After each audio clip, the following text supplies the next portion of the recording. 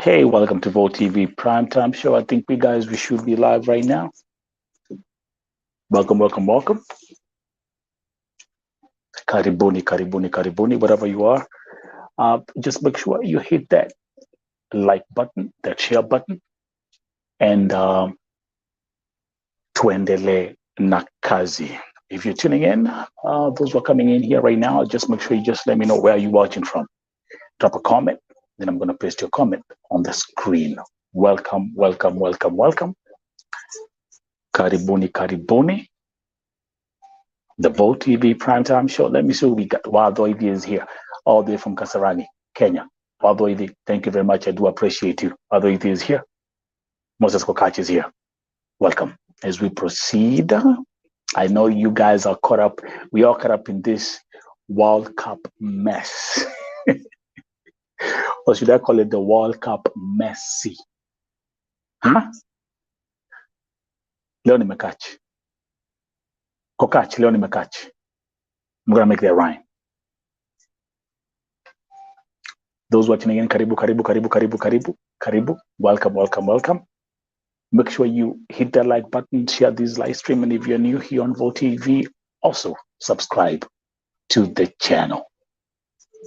The Volt TV Primetime Show is broadcasting on 5 other platforms, which includes the Volt TV YouTube channel, the Nelson Mike Podcast YouTube channel, the KNL Facebook page, my private Facebook page, and also on Twitter at Volt Television. Leo, it's not a war, it's a World Cup messy. And Moses Kokach is here. I can say Leo, nimekach ile mbaya.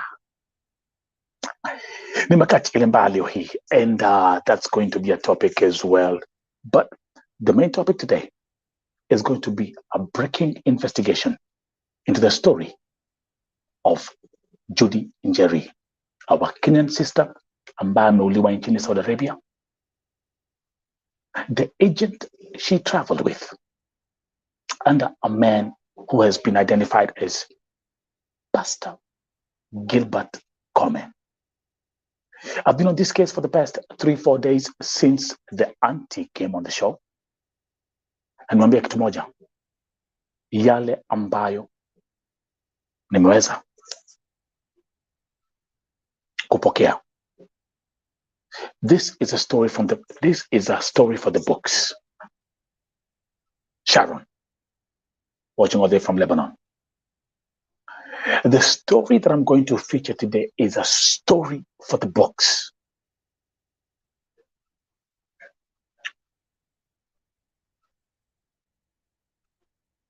Karibuni. And as you can see from the title of today's broadcast, how Pastor Gilbert tried to fake documents in the murder case of Judy Jerry, and all because of one thing and one thing only: compensation money.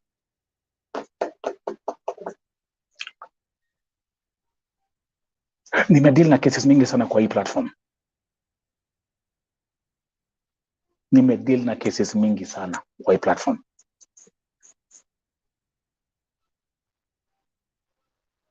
Na pia nimesolve cases mingi sana hapa on Volt TV. Mingi sana.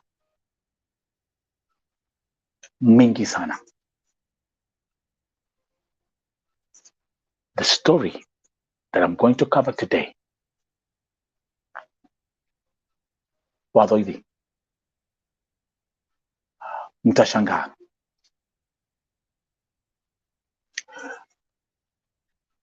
I've been saying for years ya kwamba we have men of God, preachers, pastors, politicians who are involved in the recruitment industry in Kenya. I repeat, I've been saying this for so many years, that we have men of God, pastors, servants of God, the shepherds, ambao wako kwa hii industry ya kupeleka wasichana Saudia na kupeleka wasichana nchi zingine Gulf. I've been saying that. The story of NJERI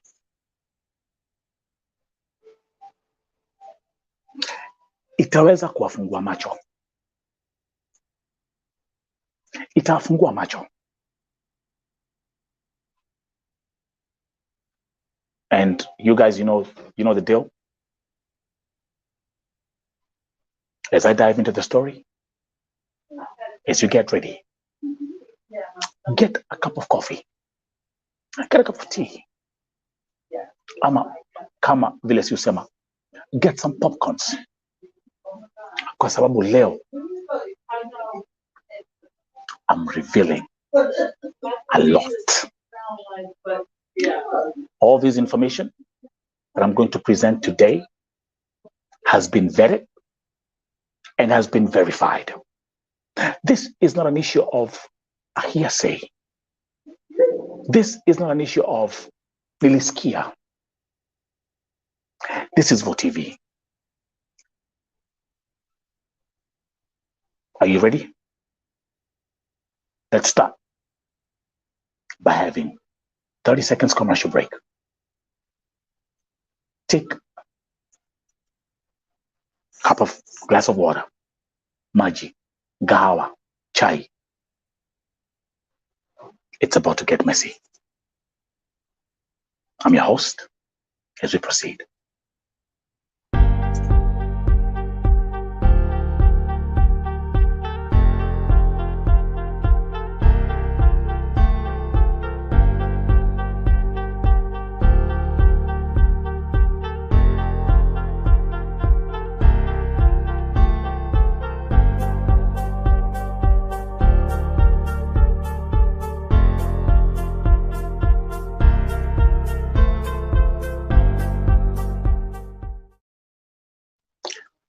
Thank you very much and welcome back to VOTV Primetime Show. I'm your host, Nelson Murioki, and today we are looking into the story of how a pastor named GILBERT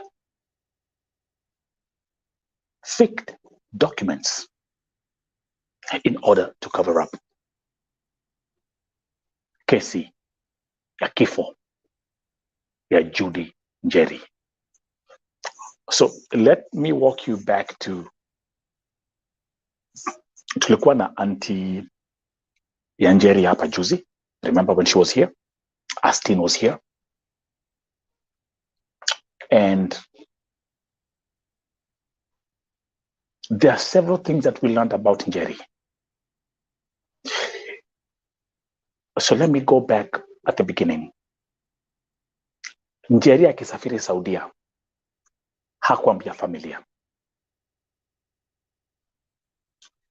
I repeat, na wale ambao mlikuwa hapa, NJERI akisafiri Saudia hakuambia familia. Na ukumbuke NJERI hajakuwa na wazazi. But at the time of traveling to Saudi Arabia, alikuwa ameenda kwa boyfriend yake. Huyu boyfriend wa NJERI kama tulivyoambiwa hapa anaitwa Rafael. Familia, the direct family yake NJERI ilipata kujua ya kwamba NJERI ameuliwa. Ilipata kujua ya kwamba NJERI alikuwa Saudia after ashauliwa. Because NJERI alikuwa anaambia auntie yake niko Egypt.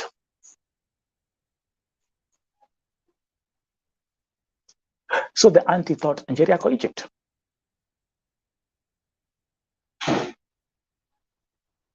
Lakini in real sense, NJERI alikuwa wapi? NJERI was working in Saudi Arabia.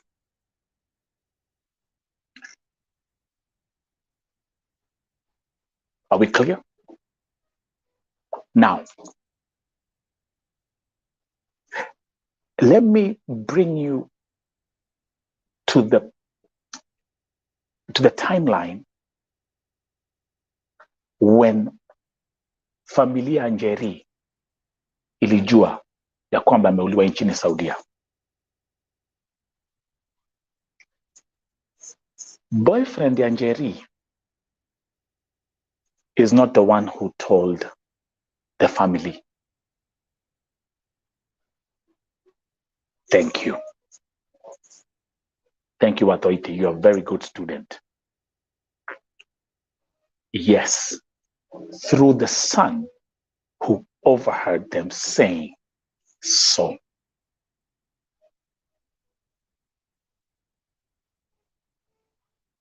The oldest son wa NJERI alisikia boyfriend yake NJERI and talking about ama wakisema mama yao ameuliwa.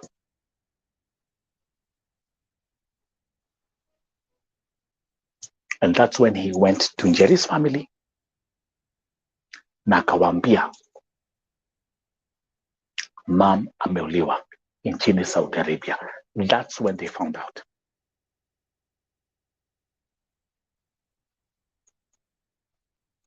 That's when they found out. But I want to tell you, I want to show you something crazy today.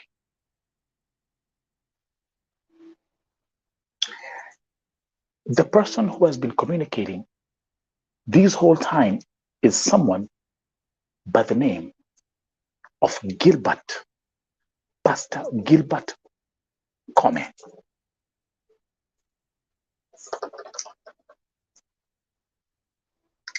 Pastor Gilbert Come is the one who have been trying to fix everything.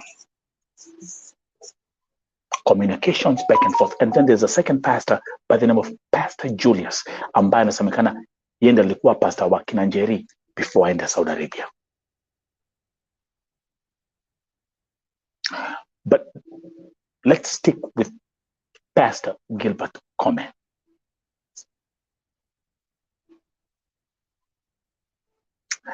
Upon the family finding out ya kwamba NJERI aliuliwa nchini Saudi Arabia,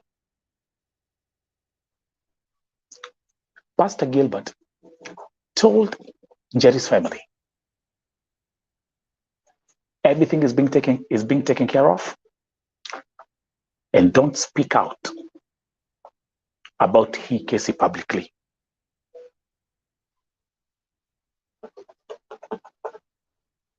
Don't post on social media, don't mention anything. Musionge, everything is being taken care of.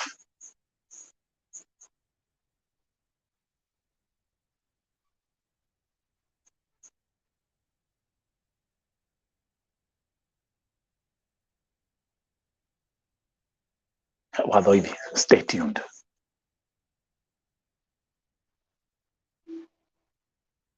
Don't say anything to the public. Kama tulivyoambiwa, mkutano ukaitwa, summoned the NJERI's uncle Mwangi, summoned the auntie, went, asked him, alienda, and they were told what's going to happen is walidanganywa. That's why now we're going to start now for you to see how Pastor Gilbert Come was working on all the paperwork chini ya maji.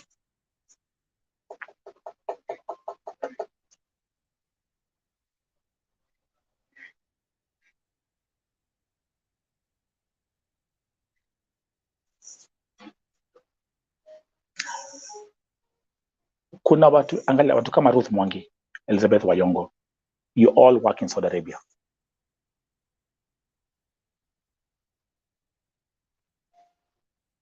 Ukitoka Kenya, kila kadama huwa na contract.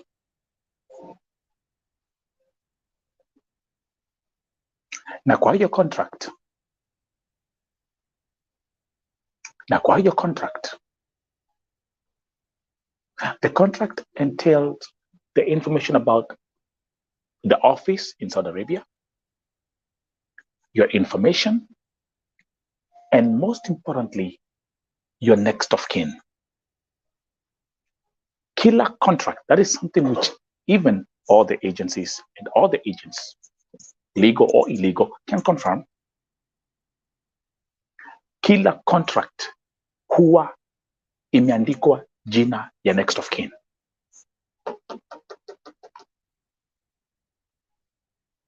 And just to ensure that what I'm saying here is right,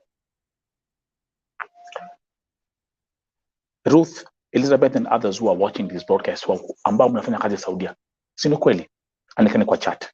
Contract yako imeandikwa majina za the next of kin.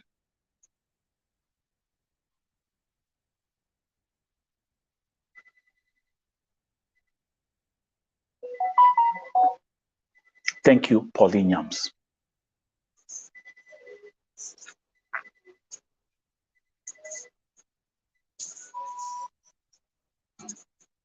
Now,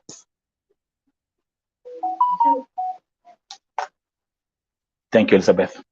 As you can see, it's been confirmed. And I don't have to even show you a copy of a contract for you to understand how it looks like.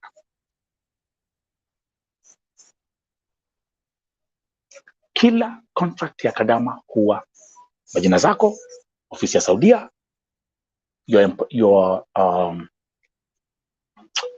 employer, and your next of kin. So check this out. Kwa historia ya NJERI, something was fishy. Oh, and allow me to say, actually,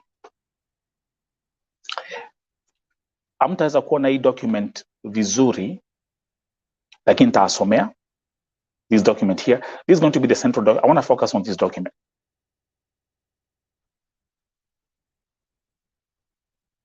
This document here is one that I want to focus on today. Okay? Kuja hapa.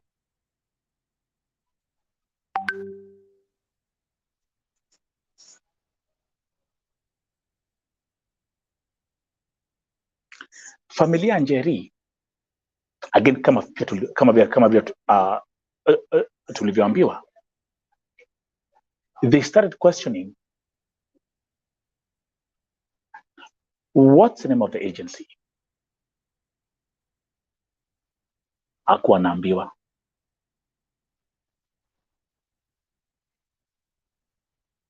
Hakuwa anaambiwa.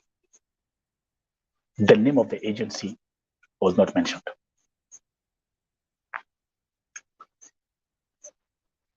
Let me bring you back kidogo. Kumbuka, the eldest son wa NJERI ndio alisikia Raphael wakiongea kwamba mamake ameuliwa nchini Saudi Arabia. Akaenda akaambia familia yake na NJERI. You wanna hear something crazy?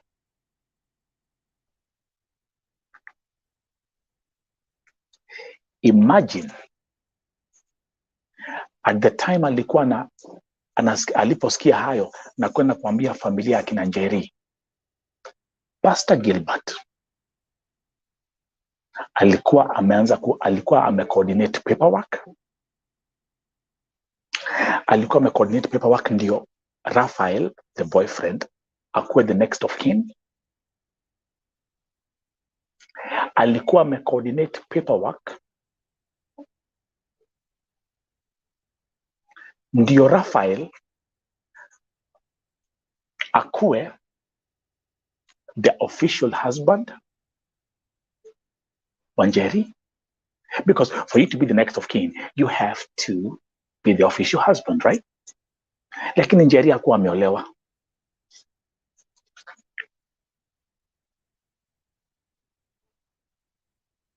So Pastor Gilbert coordinated. I have the documents, by the way. A marriage certificate.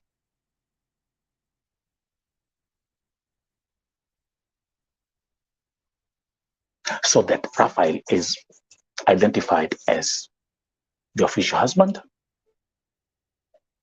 and as the next of kin.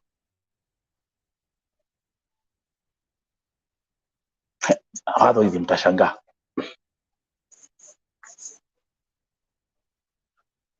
Not even Jerry's direct family. At this point, when Jerry's family was finding out vile kunaendelea ya kwamba mtoto wao amekufa, Pastor Gilbert had started all this process. He was the one communicating with the embassy in Saudi Arabia. He was the one who was communicating with Raphael. He was the one who was doing all these things, getting lawyers, getting court paperwork for the court. Moses Kokach, I repeat, this document I will read this document in Muskia. For you, I will come. This is the only document that I'm focusing on today.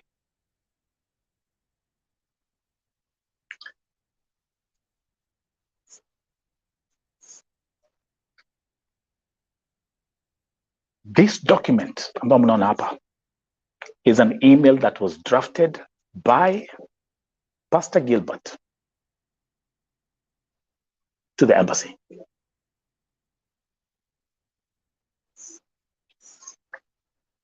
Amili, relax, mtasomea ndio mjue. I'm giving you some background information. You follow up everything. Njeri akuwa ameolewa. Njeri akona 3 kids. Not that, akona 3 kids. Watoto wangapi? Watatu. 3 kids.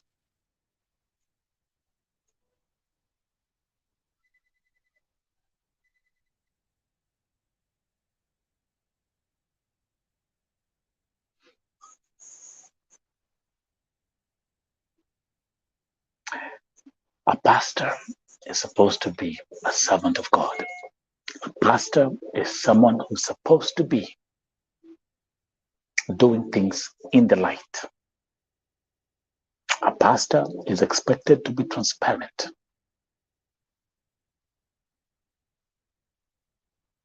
Pastor Gilbert chose to do the exact opposite.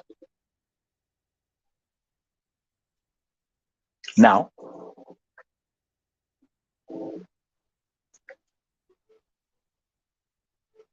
while NJERI was working in Saudi Arabia, she was getting paid. Na mshahara yake alikuwa anatumia nani? The boyfriend, Raphael. Mind you,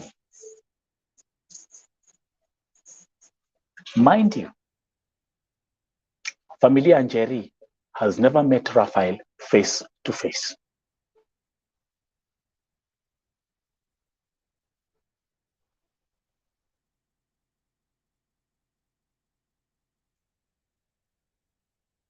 Welcome, Sofika.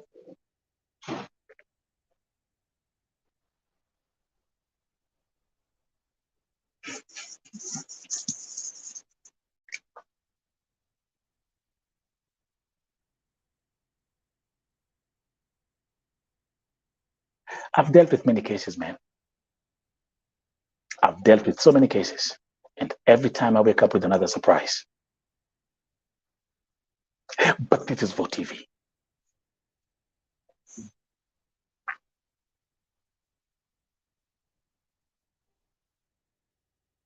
So up to now,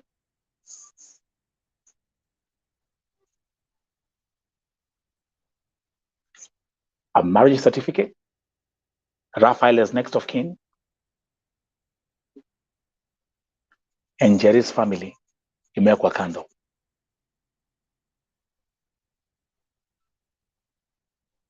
And now, allow me, ntasomea hii barua, which is going to be an eye-opener to know and to understand why Pastor Gilbert and another pastor who's actually been named as Pastor Julius walikuwa wanapanga hizi mambo zote bila kujulisha familia ya Njeri. I'm gonna bring it here.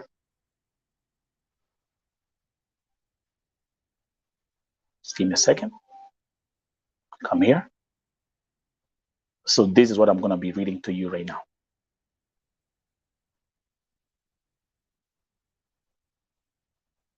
This is the email, the document that has been obtained by here at Vote TV.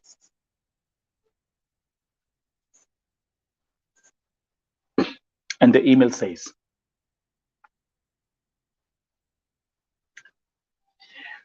we had an earlier phone talk with Okala Lumumba, who works at the diaspora section department. He was helpful and empathetic. This is to request investigations and updates on the claimed demise of the person who has been named a domestic worker in Saudi Arabia since 2020. The last time to speak with her husband. Pause. Skizeni. The last time to speak with her husband and family. So in this kwa hii barua, Raphael is already being named, is being considered the husband. The last time to speak with her husband and family was on Sunday, October 9th, 2022.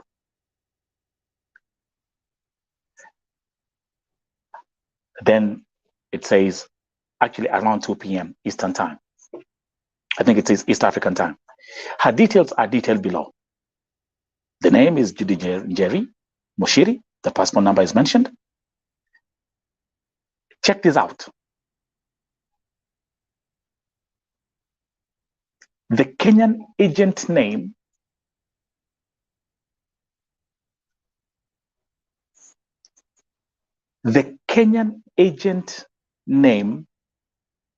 is not mentioned in this document.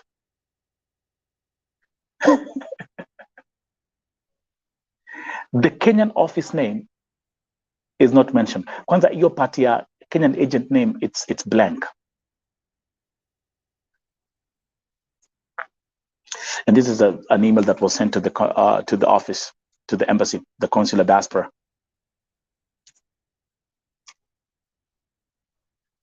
Now, the only information that they mentioned here is the Saudi Arabia agent name, who is been mentioned as Al Shamoko. NJERI's employer, the Saudi Arabia employer, is named is a man named Mr. Ali.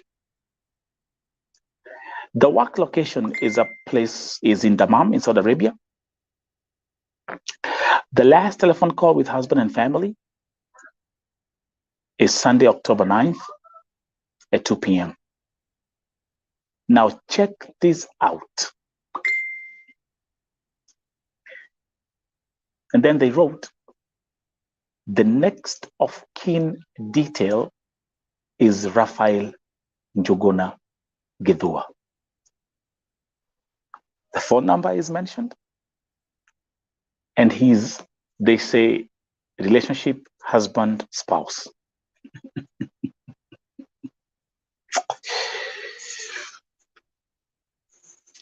Now check this out.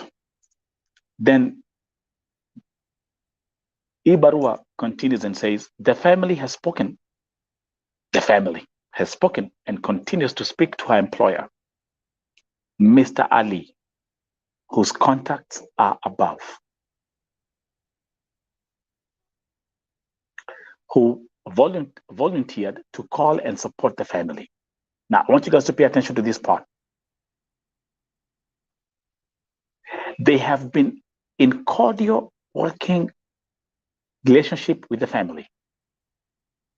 The employer has apologized and offered to work with the Saudi government and Embassy of Kenya to undertake the following. Now check this out. A, fast track, speeded repatriation of the body. And then 2, enter into binding agreement with Kenyan and Saudi government to support repatriation and funeral expenses, support her 2 children to continue with school until they finish by sending the monthly salary he was paying Miss Judy. I come here. I come here. Check this out. Umesikia? This document clearly states that the agreement between Raphael and the employer was them to continue supporting her 2 children. Remember, NJERI has 3 children.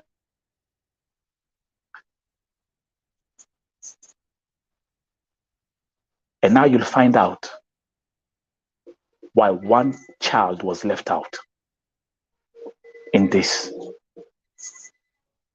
email. Leo mtashangaa.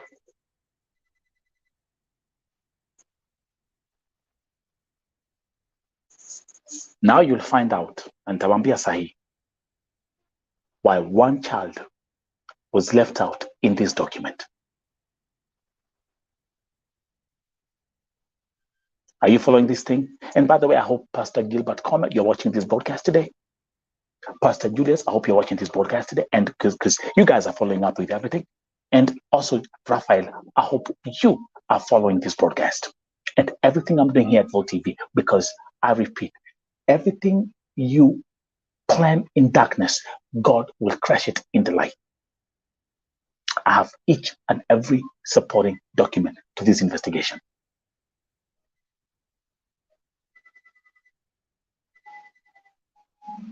Exactly, Amila Ali asking, and why is he abandoning 1 child? Right now, I'll tell you why 1 child was left out in this document after the short commercial break.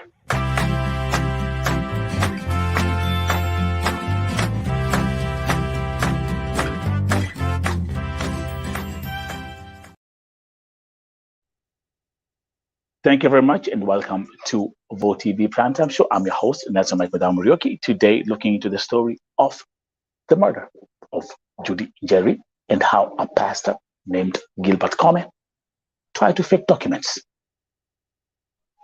to cover up what was going on. So, swali ni kwa nini mtoto mmoja akaachwa? I will tell you why.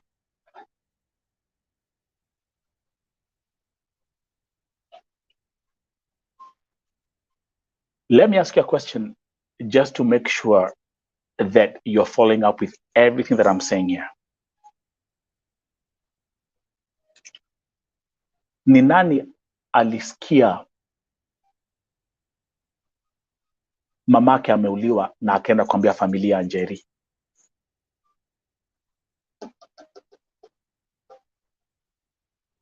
Niambieni kwa chat, those who are following up the story.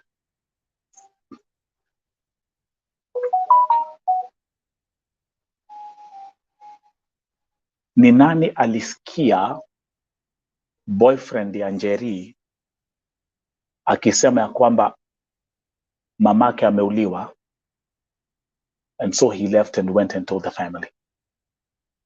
Thank you, Atoivi.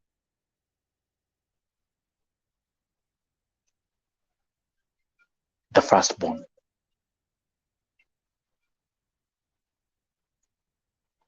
Mickey. Yes, Amila, thank you very much. The elder son, age 20. Yes. Mickey is the one who was left out in that agreement ambayo Pastor Gilbert walikuwa napanga na the employer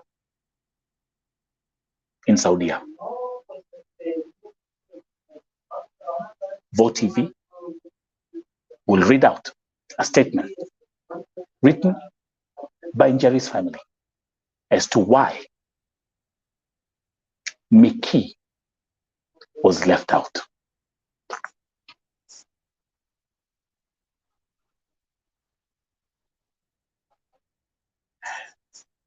Nelson, by the time we were being told, they had sent this email. Also, note there is no Kenyan agent on this email. Hawapia nimewambia. Therefore, they had to look for ways to make sure that Raphael will be NJERI's husband by law. And that's why that explains why the petition is in court.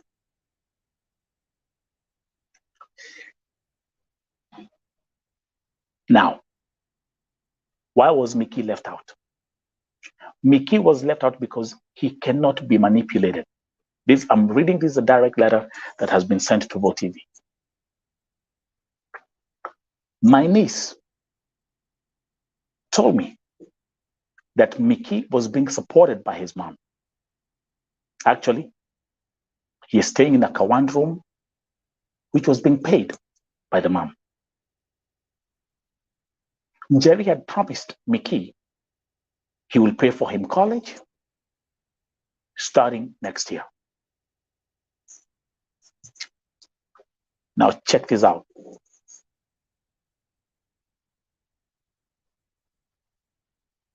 When Mickey learned of his mom's death, he went to his mom's house and found Raphael with his girlfriend.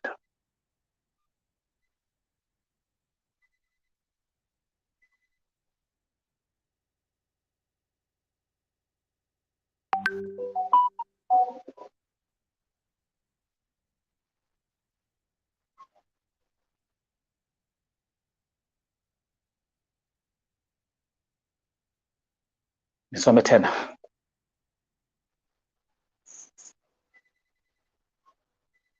When Mickey learned of his mom's death, he went to his mom's house and found Raphael with his girlfriend. Mickey, out of pain, he smashed the windows of that house with stones, shouting, "How can you do this to mom?"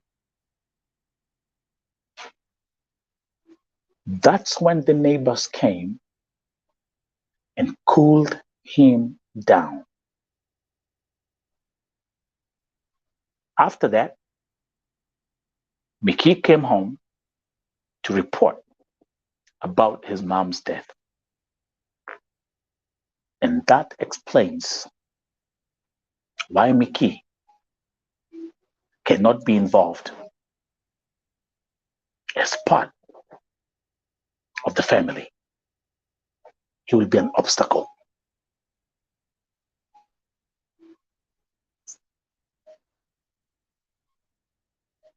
Tafida, Adoivi, Moses, Ruth, Amila.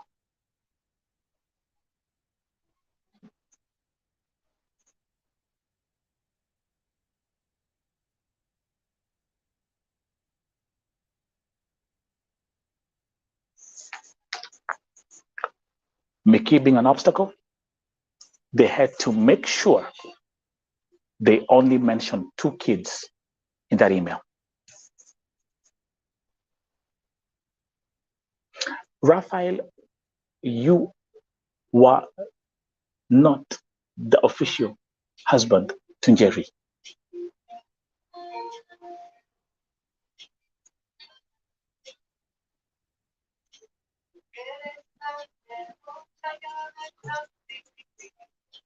You get this thing?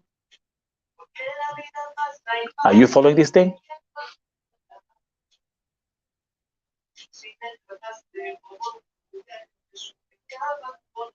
So because you have the pastor who's trying to make sure that everything goes according to plan, the document mentions Raphael is the next of kin, husband and spouse, and leaves out Mickey as NJERI's biological child.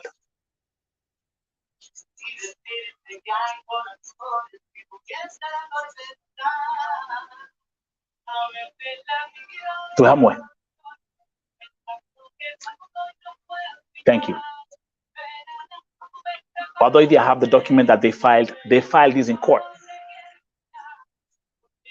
Everything was done in court.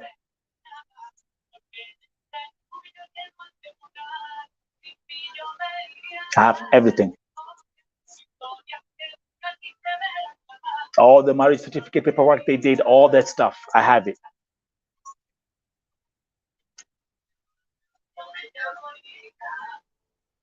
Lakini, after we were able to find out all this that was being done by the pastor, all these things that they had done, they walikuwa wanafanya kwa giza.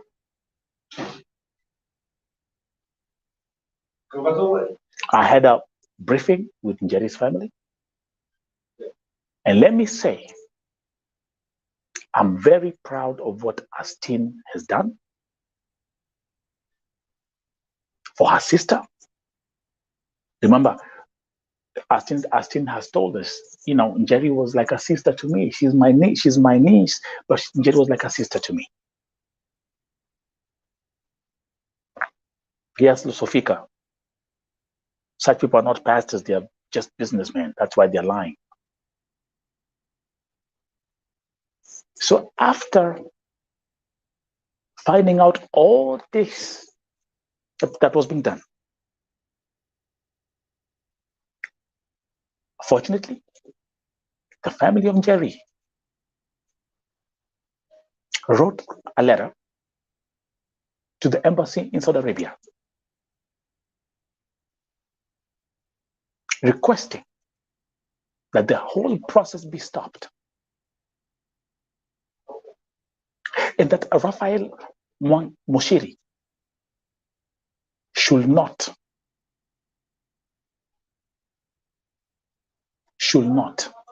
and must not be considered as the next of kin, and also that the embassy in Saudi Arabia should and must communicate with NJERI's family.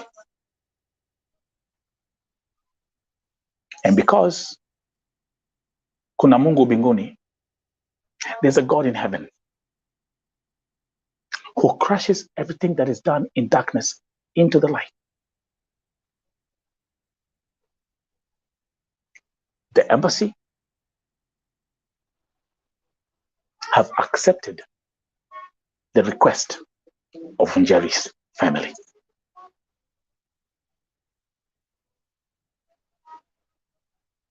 Astine, you've done an amazing job. Na kuna mengi ambayo tutazidi kuchambua hapa. Kuna mengi tutazidi kuchambua hapa. This is Vote TV.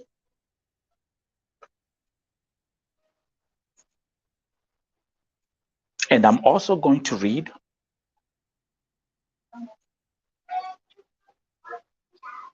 thank you, Marcy, Olivia, Amelie. And because this is Vote TV, I'm going to read the letter publicly that has been received, what they said, what NJERI's family said to the embassy, So pay attention.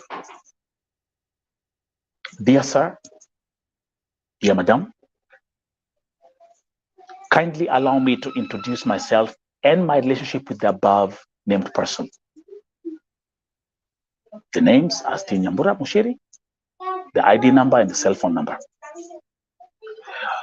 The relationship with the deceased, biologically, she is my niece, but in actual life circumstances, she is my sister.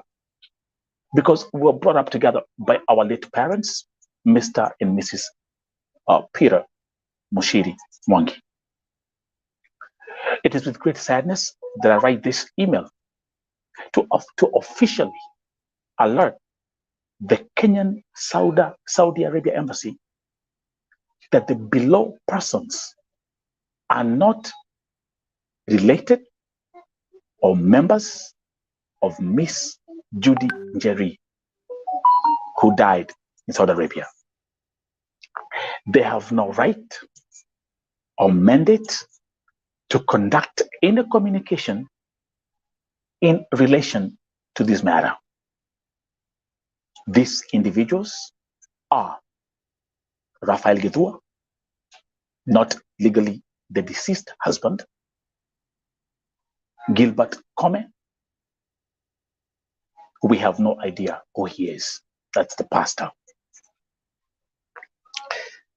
Secondary, all the documents they have given to the embassy are not authentic. Reason, they falsely tricked Mr. David Mwangi Mushiri, the family representative, to sign the next of kin documents without the approval of the entire Mushiri family. Kindly, feel free to do your investigation in regards to the above two named persons. We, the family, do not know why Gilbert is conducting any negotiations with Mr. Ali, the employer in Saudi Arabia, who was the deceased employer. On behalf of NJERI's family, we politely request any communication, negotiations to be strictly and officially conducted through the embassy. Also note, attached is see the communication conducted by the above named persons without the approval of the family. That's the email that I read the email earlier. Judy Jerry Mushiri had 3 children and not 2, as stated in the attached document, who she has been single parenting and supporting till her death. For any clarification, kindly contact me, Astin Mushiri. So, then the good news, the embassy has accepted this request, and they have assured the family that they will take care of everything and that they will not deal with Pastor Gilbert. The embassy has clearly told the family Gilbert was following what they have called blood money. They were negotiating with Ali without involving the embassy. Pastors from hell, the servants of Lucifer, nyinyi hata pesa ya Mwarabu imewafunga macho.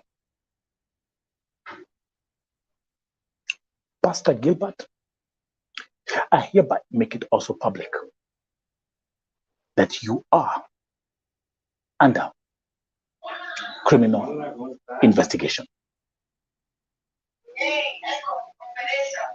2 weeks ago, I had a communication with one agent, and I told her, what you do in darkness, God will crush it in the light. This is VOTV.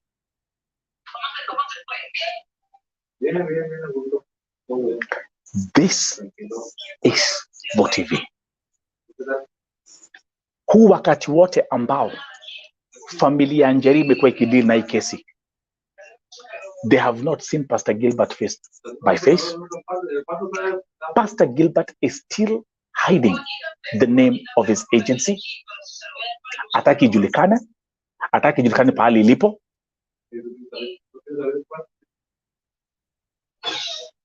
But this is VOTV, where actually I find out everything that you do in darkness. Pastor Gilbert comment, rest assured that within the next 48 hours, I'm going to reveal the name of your agency and also the name of your ministry.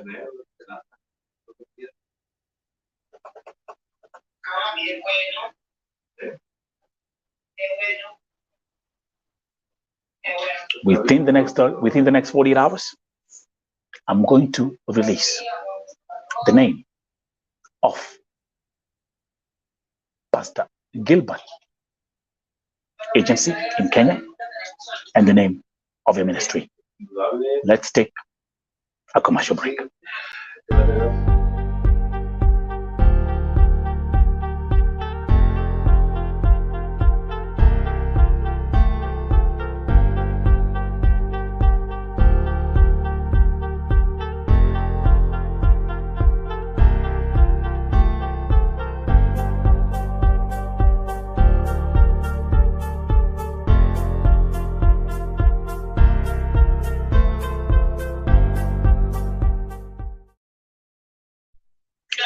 Yes, thank you very much. And again, welcome to VOTV Primetime. I'm sure as we continue with today's session, looking into the story of Judy Jerry and also the pastor who's involved in the whole mess.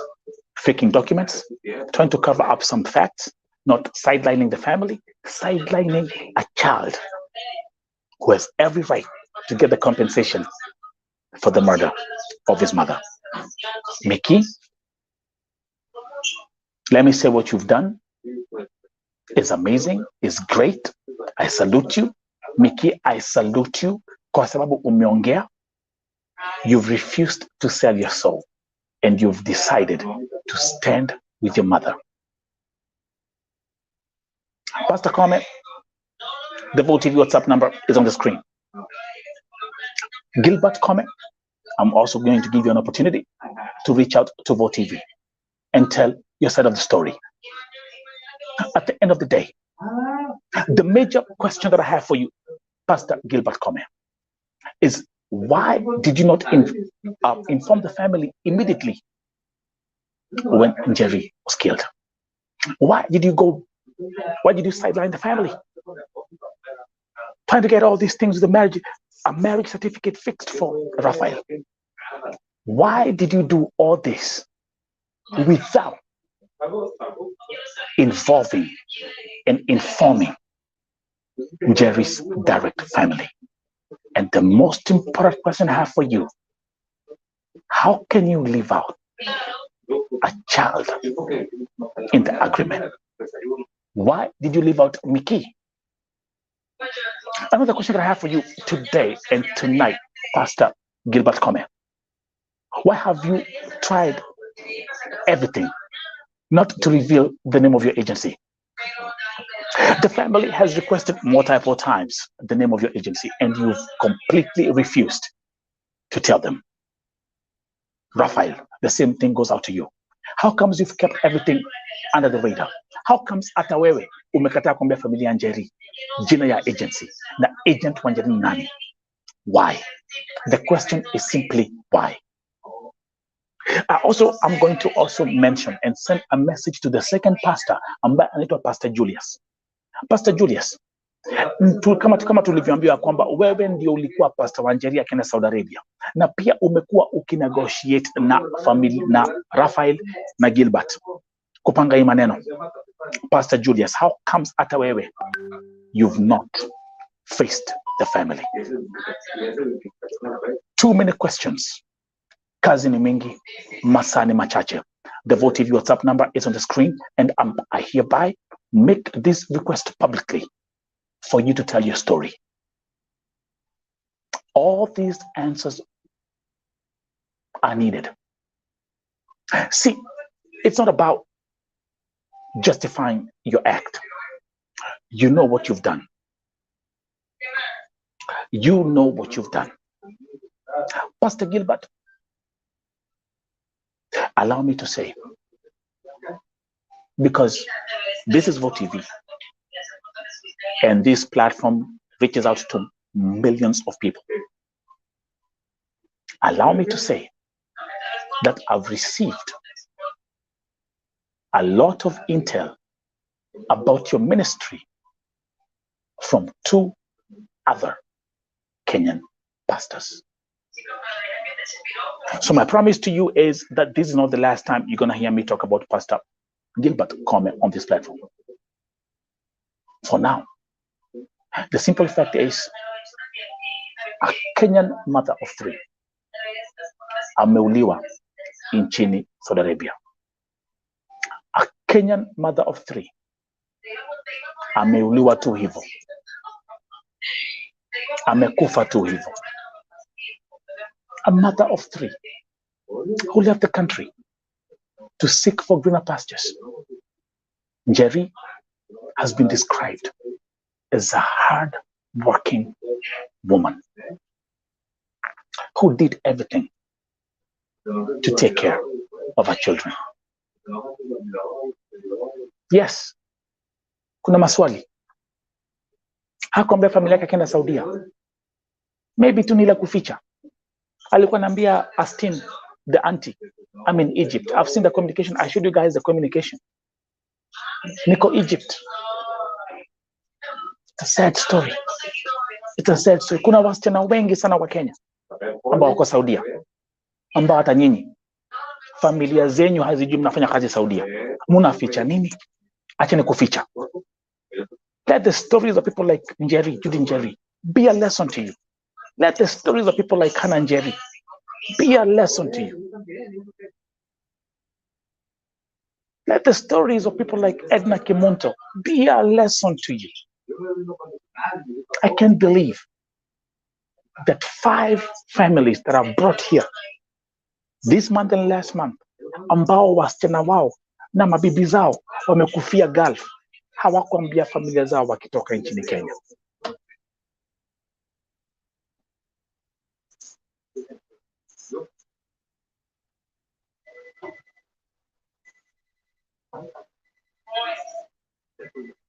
Tafida, Monica Mbone, Wadoi, Masi. Mbona amongei? Mbona amongei? Can you guys do me a favor? And please, wacha niseme hivi sahi. Na nitasema hapa tu, nitasema kwa hii live stream sahi. Kama uko Gulf, especially kama uko Saudia, kama uko Lebanon, na kama uko Iraq, make sure kuna family member ambaye ako na contract yako ya kazi. Kuna family member ambaye anajua pahali unafanya kazi. Kuna family member ambaye anajua employer wako ni nani. Tafadhali, I'm begging you in God's name. This is too much. This is too much. This is too much. Na ndio mnaona watu kaki na Pastor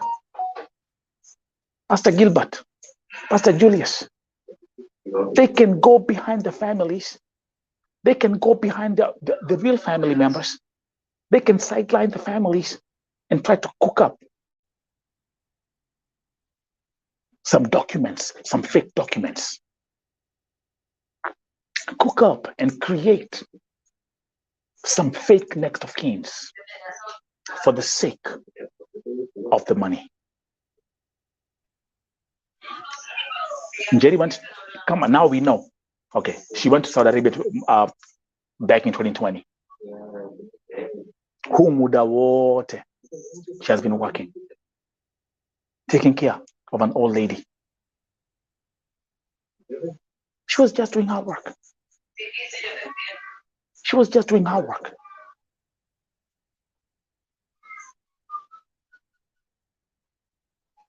Now she's gone.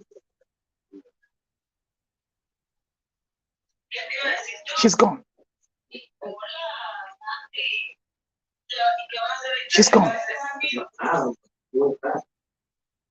NJERI hayuko. There she is.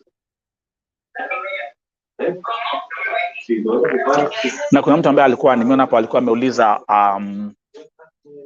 what happened to NJERI. That please fuatilia hii story, go to the Vote TV YouTube channel, check out my shorts videos and the live stream videos, enda uangalie hii story kabisa. It's very detailed. It's very, very detailed. It's very detailed. Enda uangalie. Ameuliwa na nyundo. Someone just walked in the room while she was working. Amepigwa na nyundo. Ameuliwa kiunyama. It's crazy. And yet, on top of all this happening, someone who is supposed to be responsible, someone that you would expect atafanya mambo na mutaratara bila kuficha ficha, ungefikiria yeye ndio atakapo asimame na hii familia, ashike mkono. And yet, nimewambia na mmesikia na mmeona,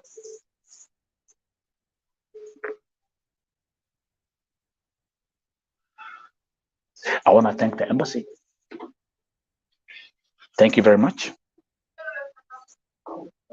Thank you very much. Thank you. Thank you I want to say again, thank you. Kwa sababu ya kusikiza kilio cha familia NJERI. Thank you. Because of saying yes, you will not deal with Pastor Gilbert, and you will not consider Raphael as the next of kin moving forward. Thank you. And as you look into your investigation, on this other side of the aisle, we are pursuing a criminal investigation to find out who you Pastor Gilbert Come, how he is operating. And by the way, because I know Pastor Gilbert, you're watching, I repeat, I know the name of your agency.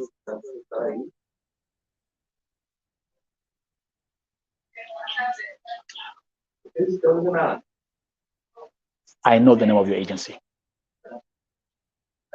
Hii agency ambayo umeshikilia hivi isijulikane. I know the name of your agency and I know the name of your ministry.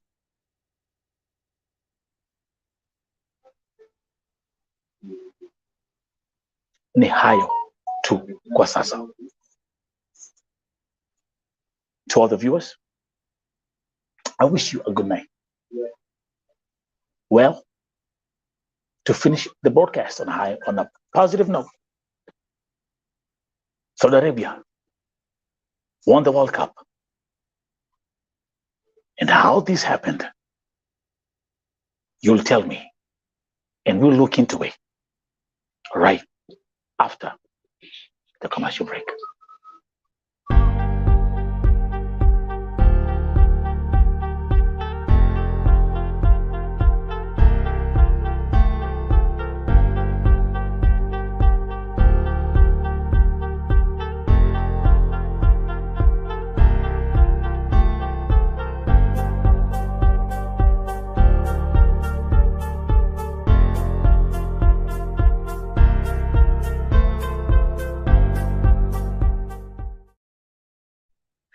Well, let me say, they say don't be too confident when it comes to making bets. And siku ya leo Saudi Arabia iliweza kucheza mechi na nchi ya Argentina. Saudi Arabia is the second worst ranked team in the World Cup. And yale ambayo ilifanyika leo hii, wacha niseme ya kwamba Messi amekuwa Messi siku ya leo. Mimi nimekach na nitaendelea kukach, kwa sababu ikawa vipi Saudia imenyorosha Argentina. Lakini on the flip side kuna mazuri. Napata ujumbe ya kwamba Kadamas leo hii umeambiwa kesho ni ijaza, kesho ni holiday. Watu wameambiwa leo funga kazi mapema, kesho ni holiday. Saudi Arabia has declared a public holiday tomorrow just because you won the game today. I was so confident. Messi aliwekewa gawa, Messi aliwekewa kale kakitu.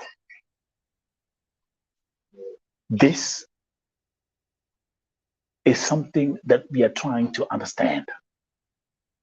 And we will dig into try to find out what happened. Ikawaje Saudia imelaza Argentina. The final score 2-0. Sorry, 2-1.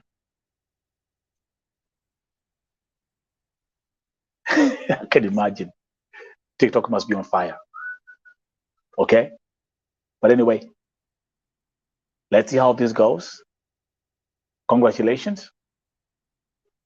Lakini kuna kitu Messi aliwekewa kwa gawa.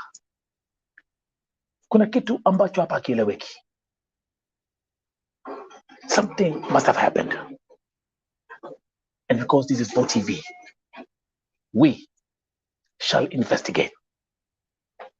And I'll come back with a report as to why Argentina lost today's match. Have a good night. Don't forget Vote TV primetime shows live streaming 24 hours. If you're new here, subscribe to the channel as we continue to grow. Mungu abariki. Na kesho tapatana hapa kwa Vote TV. All the best.